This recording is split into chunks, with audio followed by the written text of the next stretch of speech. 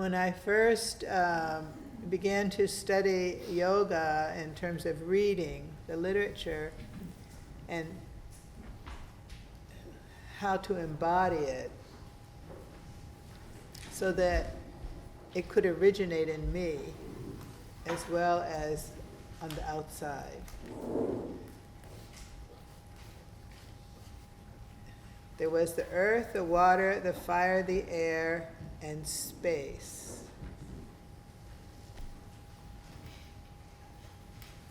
Earth, okay. Water, okay. Fire, okay.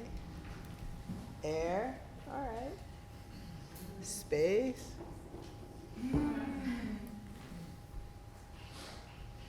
So that has been my practice for probably at least 40 years.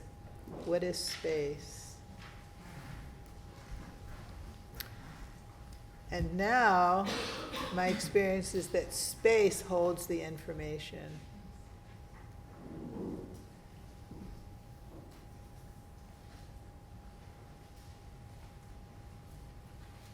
The first time that I don't know if the first time, but one of the early times that I was given this insight was the first workshop that I offered on the organs and the glands. The one I said was 3 days, 2 weekends. 2 weekends of 3 days. And there was a man in the workshop, a young man, we were all young, and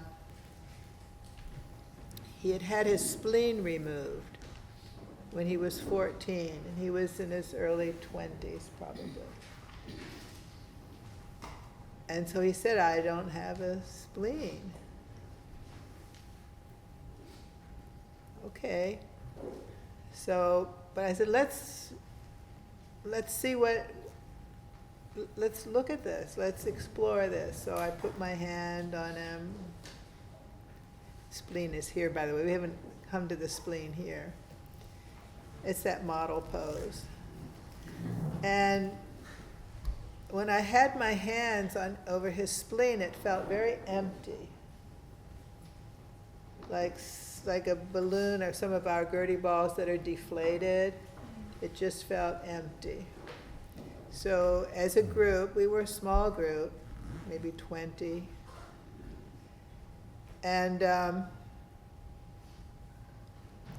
we breathed and we sounded, and what I found in exploring anything actually, but probably through the organs first, was that if something is weak or thought not to be there, it requires that we have less energy or force, than what is in that organ.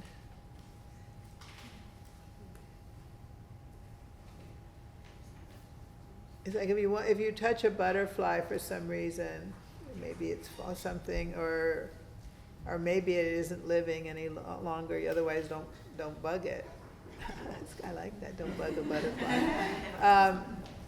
The wings are very fragile, right?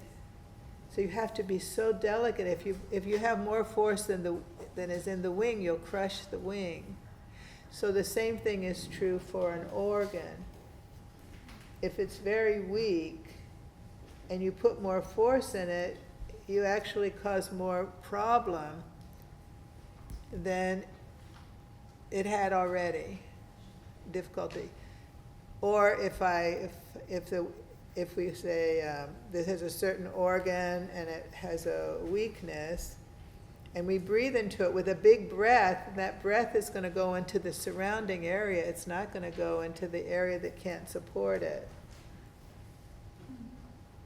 So the more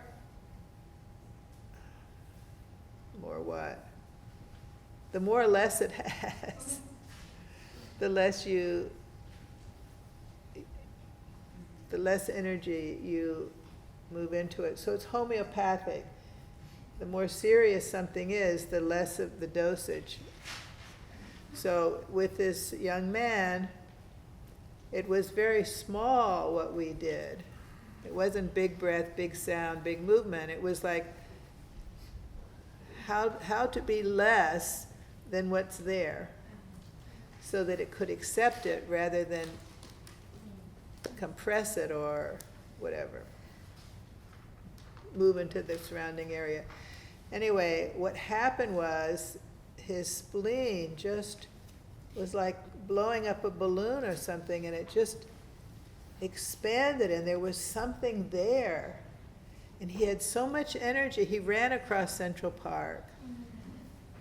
Something engaged at that level that had been removed. So I only met him those 2 weekends. And I heard later he became a medical doctor, but this is 1976. So it was the space held the information. And I've seen that over and over again where people will say they've had an organ removed, but nobody removes the space. Or a joint problem or something. The space holds the information of what it is, who it is. And the most dramatic example of this was a young girl. I think I mentioned her already. Her mother brought her to me because she only had half a cerebellum. And when she had been born with half a cerebellum, the doctor said she wouldn't be able to do it, had no life at all. Well, fortunately, there was a Feldenkrais person that the mother took her to, and so I met her at 5, and she was walking with help. She had some speech with help. She could feed herself. Her language was beginning, and her mother wanted to know if I ever thought she could walk again. And the reason, I said, yeah, why not? And anyway, they came for 1 or 2 days, and the little girl took her first independent steps. But meanwhile, when I put my hands on the back of her head where her cerebellum is, one side was very heavy and the other side was light. It was very light. But it wasn't empty. There was energy.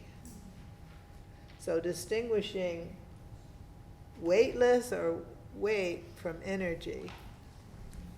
And the little girl was 5 at that time, and by the time she was 10, she was walking independently. But it took time, and that's the practice, Abigail. But among other things, her head was always this way because of the weight of the cerebellum.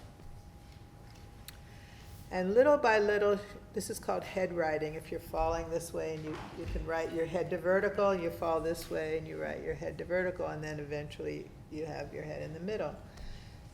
Eventually she could bring her head to the midline, and then one day she brought her head from the other side. So her mother said, should we have her x-rayed or whatever you do? MRI, I guess they had MRIs by then. And I said, why put her through that? We can see her head is moving. And so they didn't.